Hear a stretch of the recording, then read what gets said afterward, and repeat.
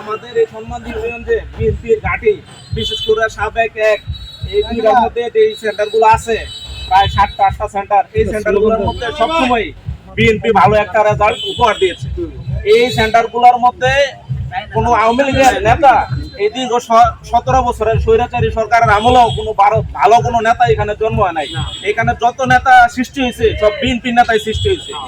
ইনশাল্লাহ সামনে এই বিএনপি সকল নেতা কর্মী এক ছায়ার নিচে, মান্নান সাহেবের ছায়ার নিচে আসবে ইনশাল্লাহ, এবং মান্নান সাহেবকে আমরা একটা সুষ্ঠু নির্বাচন ইনশাল্লাহ, সুষ্ঠু নির্বাচনে ওনাকে একটা ভালো রেজাল্ট ইনশাল্লাহ আমরা উপহার দিব।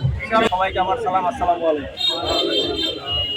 ঈদ গেছে ঈদের হলো, ঈদের আসতে একটু দেরি হয়েছে, তারপরও সবাইকে ঈদের শুভেচ্ছা, সবাইকে জানাই ঈদ মোবারক। আশা করি আপনাদের সবার ঈদ অত্যন্ত ভালো এবং সুন্দরভাবে কেটেছে। কুরবানি ঈদ এবং আমার জানা মতো অত্র এলাকায় কোনো ধরনের কোনো বিশৃঙ্খলতা হয় নাই, কোনো ধরনের কোনো ঝগড়াঝাটি হয় নাই।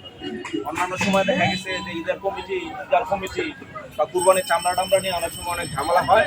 এবার আল্লাহর রহমত আমাদের এই এলাকার মধ্যে এই ধরনের কোনো ঘটনা ঘটে নাই।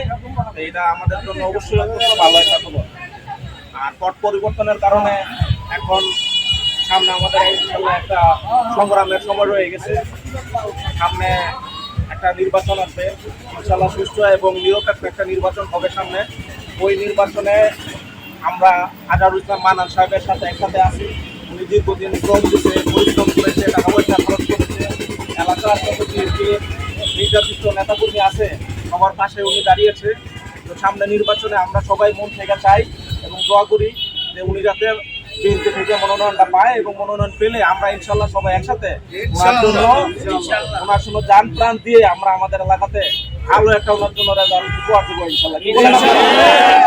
আমাদের এই সম্মান ইউনিয়ন যে বিএনপির ঘাঁটি, বিশেষ করে সাবেক এক এই দুইটার মধ্যে যে সেন্টারগুলো আছে প্রায় 7টা-8টা সেন্টার, এই সেন্টারগুলোর মধ্যে সবসময় বিএনপি ভালো একটা রেজাল্ট উপহার দিয়েছে।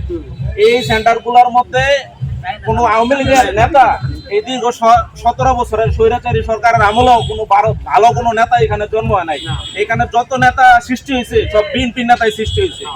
ইনশাল্লাহ সামনে এই বিএনপির সকল নেতা কর্মী এক ছায়ার নিচে, মান্নান সাহেবের ছায়ার নিচে আসবে ইনশাল্লাহ, এবং মান্নান সাহেবকে আমরা একটা সুষ্ঠু নির্বাচন ইনশাল্লাহ, সুষ্ঠু নির্বাচনে ওনাকে একটা ভালো রেজাল্ট ইনশাল্লাহ আমরা উপহার দিব।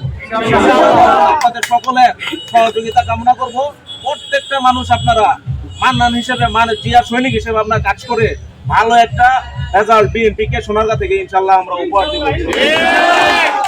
আপনাদের সকলের দোয়া কামনা করি।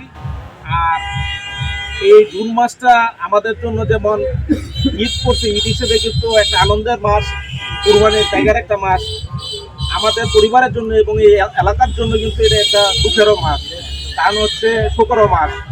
আপনারা জানেন, আপনাদের বিলাল চেয়ারম্যান 27শে জুন এই ফতেপুর যে রাস্তাটা আছে এই পাকা সড়কে নির্মমভাবে হত্যা হয়েছিল, ওনাকে খুন করা হয়েছিল।